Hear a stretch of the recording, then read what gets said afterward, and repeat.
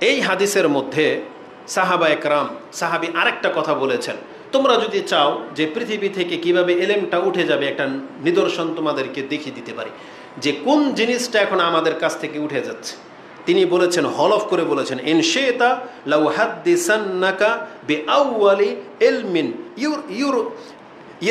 ইউরফাউ মিনান নাস। তুমি যদি চাও যে মানুষের মধ্য থেকে কোন জ্ঞানটা প্রথমে উঠে গেছে বা যাচ্ছে, আমি তোমাকে দেখিয়ে দিতে পারি। আর সেটা হচ্ছে আল খুশু, মানে আল্লাহ সুবহানাহু ওয়া তাআলার জন্য একাগ্রতা, যেটা মানে একাগ্রতার সাথে ইবাদত করা, এই জিনিসটা মানুষের অন্তর থেকে উঠে যাচ্ছে। এটা আজ থেকে 1400 বছর আগের কথা, একজন সাহাবীর উক্তি যে তুমি এখন, রাসূল তো নাই, রাসূল চলে যাওয়ার পরে আবু বকর নাই, উমর নাই, ওসমান নাই, আলী নাই, তারা বিদায় হয়ে গেছে। তো এইভাবে গণ্যমান্য ব্যক্তিরা যখন বিদায় হয়ে যাচ্ছে, তৎকালীন সময়ের মুসলিমদের চরিত্র কেমন হয়ে যাচ্ছে ওইটাকে তুলে ধরতে গিয়ে একজন সাহাবী কথাটা বলেছিল যে তুমি যদি চাও আমি তোমাকে দেখাতে পারি যে মানুষের মধ্য থেকে এলেম কিভাবে যে উঠে যাবে। একটা এলেম উঠে গেছে, সেটা কি বলা হয়েছে আল খুশু। এটা এলেম কিনা, মানে আপনার অন্তরে আল্লাহর জন্য একাগ্রতা থাকবে, একবারে আপনি আল্লাহর জন্য নমনীয় হয়ে যাবেন। এটাকে আমাদেরকে শিক্ষা দেওয়া হয়েছে না? আল্লাহ বলেছে না যে তোমরা খুশু খুজুর সাথে আল্লাহর ইবাদত করো। কোন ইবাদ আল্লাহ,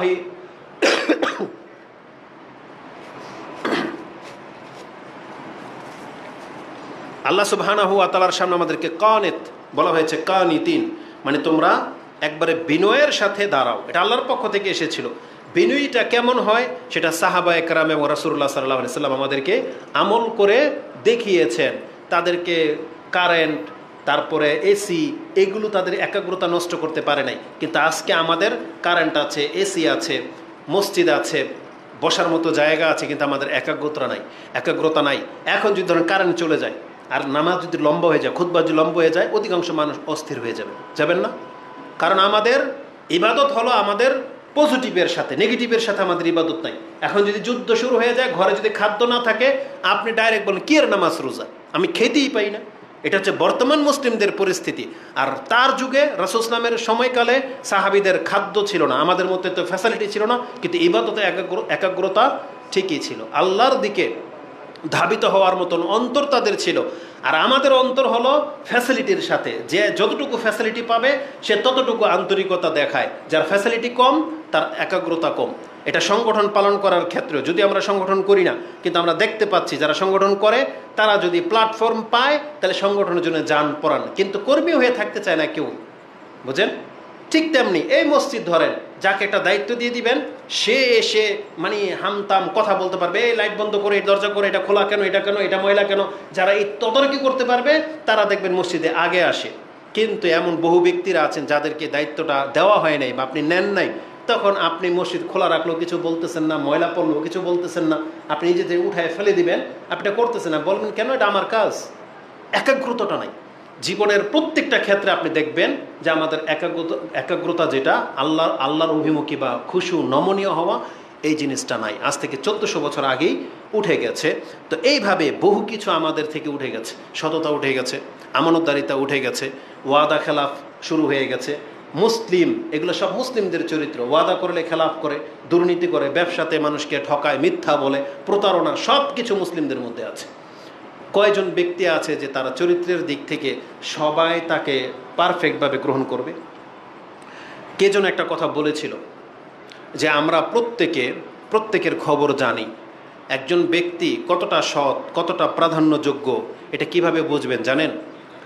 আচ্ছা বলেন তো দেখি, যারা মেয়ে বিয়ে দিবেন বা যাদের বোন আছে বিয়ে দিবে, আবার এমনও আছে যাদের বন্ধু বান্ধব আছে যারা বিয়ে করবে, একসাথে চলাফেরা করতেছেন, একে অপরকে বলতেছেন আমার বোনটাকে বিয়ে দিব, ভালো একটা পাত্র পেলে জানাইও। বাবা বলতেছে কাউকে, তার ভাইকে, বন্ধুকে, যে আমার মেয়ে আছে, একটা পাত্র দেখো, খুঁজে পাও কিনা, ভালো একটা সন্ধান দিও। অথচ যার কাছে বলা হচ্ছে তার নিজেরও ছেলে আছে, তাই না? সেও খুঁজতেছে যে আমার একটা মেয়ে দরকার, ভালো সম্ভ্রান্ত একটা ভদ্র একটা মেয়ে দিও তো, খুঁজে থাকলে। আচ্ছা, ওনার ছেলে আছে, ওনার মেয়ে আছে, দুইজনেই খুঁজতেছে, কিন্তু একে অপরকে কেন বলে না যে আমার মেয়েটাকে তোমার ছেলের সাথে বিয়ে দিয়ে দিই, বা তোমার মেয়ে আছে আমার ছেলের সাথে বিয়ে দিয়ে দাও? কেন? তার মানে আমরা বন্ধু বটে, আত্মীয় বটে, কিন্তু আপনি মনে করতেছেন যে এর যোগ্য না, কারণ তো আমি চিনি। তাহলে যতদিন পর্যন্ত এই যোগ্যতাটা আমরা অর্জন করতে না পারবো ততদিন পর্যন্ত জেনে নেন আমি আর আপনি কিছুই হইতে পারিনি। যেই দিন দেখবেন যে আপনার লগের লোক আপনাকে স্বেচ্ছায় মেয়ে দিতে চাচ্ছে বা আপনার মেয়ে নিতে চাচ্ছে, তখন বুঝবেন যে না, ওর কাছে আমার একটা প্রাধান্য আছে। কিন্তু আমাদের কার মধ্যে সেই চরিত্র আছে? অধিকাংশদের মধ্যে ঘাটতি, নাহলে লোভ। কেন আমাকে পছন্দ করা হচ্ছে না? কারণ হয় আমার মধ্যে ঘাটতি আছে, আর নাহলে সে যেটা চাচ্ছে সেটা আমার কাছে নাই। এই দুইটা জিনিস মানুষের সম্পর্ককে দূরে ঠেলে দিয়েছে। কি? এক লোভ, আমার বেশি পাওয়ার আশা, আর না হয় ঘাটতি। হয় আমার মধ্যে ঘাটতি আছে যার ফলে সে স্বেচ্ছায় আমাকে দিতে চাচ্ছে না। তাহলে আমাদের অধিকাংশ মুসলিমদের চরিত্রের মধ্যে এই জিনিসটা আপনি পাবেন। হয় আপনি যোগ্য কিন্তু আপনাকে কেন দিবে না? কারণ আপনার নাই। কি নাই? অর্থ সম্পত্তি নেই, কারণ তার বেশি দরকার। আর না হয় আপনাকে কেন দিচ্ছে না? আপনার সম্পত্তি আছে বা আপনি যোগ্য, তার মানে আপনার চরিত্রের মধ্যে ঘাটতি আছে যেটা সে পছন্দ করে না। তো এটা হচ্ছে আমাদের অবস্থা। তো মুসলিমদের চরিত্র এমন হয়ে গেছে যে কেউ কাউকে, নাহলে ওমর রাদিয়াল্লাহু তাআলার মতন ব্যক্তি তার মেয়েকে প্রথম ডাইরেক্ট আবু বকরকে বলতেছে, আবু বকর তুমি আমার মেয়েটাকে বিয়ে করো। আবু বকর কোনো জবাব দেয় না, গেছে ওমরের কাছে। না, ওমর রাদিয়াল্লাহু তাআলা নিজেই কাকে বলেছিলেন প্রথম? সম্ভবত ওসমান রাদিয়াল্লাহু তাআলাকে বলছে, ওসমান তুমি আমার মেয়েটাকে বিয়ে করো। তখন বলছে না, আমি বিয়ে করব না। আবু বকর রাদিয়াল্লাহুর কাছে বলছে যে তুমি বিয়ে করো, তখন বলছে, একবারে চুপ ছিল। ওমর রাদিয়াল্লাহু তাআলা তিনি বলতেছেন, আমি ওসমানকে যখন বললাম আমার মেয়েটাকে বিয়ে করো, ওসমান কি তখন বউ আছে না নাই? ওসমানের স্ত্রী আছে। তার মানে বলবেন যে সে তো পয়সাওয়ালা ছিল, এই জন্য হয়তো ওমর রাদিয়াল্লাহু তাআলা সেদে গেছে। এই জন্য তারা হচ্ছেন চরিত্রবানদের মধ্যে গ্রেট, সবচেয়ে উচ্চ চরিত্রের লোক। এই জন্যে ওমর রাদিয়াল্লাহু তাআলা সরাসরি রাসূলকে তার সাহস পাবে না এ কথা বলতে গিয়ে। ওমরকে যোগ্য মনে করেছেন, ওমরকে বলেছেন। আবু বকরকে যোগ্য মনে করেছেন নাকি এটা ভেবেছেন এই বুড়ার কাছে আমার মেয়ে বিয়ে দিব? 7 বছরের বড় হচ্ছে আবু বকর ওমরের চাইতে, বা 4 বছরের বড়। কিন্তু গিয়েছেন। ওমর রাদিয়াল্লাহু তাআলা বলেন, আবু বকর, যেই দিন আমি ওসমানকে বলেছিলাম তুমি আমার মেয়েকে বিয়ে করো, ওসমান না করে দিয়েছে, আমার কোনো কষ্ট লাগে নাই। কিন্তু যেই দিন তোমাকে বলেছিলাম আবু বকর তুমি বিয়ে করো, তুমি একটা জবাবও দেও নাই, হ্যাঁ না কিছু একটা বলতা, তখন আবু বকর রাদিয়াল্লাহু তাআলা অন্তরে দেখেন গিরা লাগিয়ে রাখলে চলবে না। মূল কারণটা আবু বকর বললেন যে যেই দিন হাফসা রাদিয়াল্লাহু তাআলা আনহা বিধবা হয়েছেন বা তালাকপ্রাপ্ত হয়েছেন, রাসূল আমাকে জিজ্ঞেস করেছিল যে হাফসার কি ইদ্যত পুরা হয়েছে কিনা। তো যেহেতু আমাকে জিজ্ঞেস করেছে, তখন আমি এটা বুঝে গেছি হয়তো রাসূলের ইচ্ছা আছে, রাসূলের ইচ্ছা আছে। তখন থেকে আমি নিয়ত করে নিয়েছি যদি রাসূল না করে তখন আমি করব।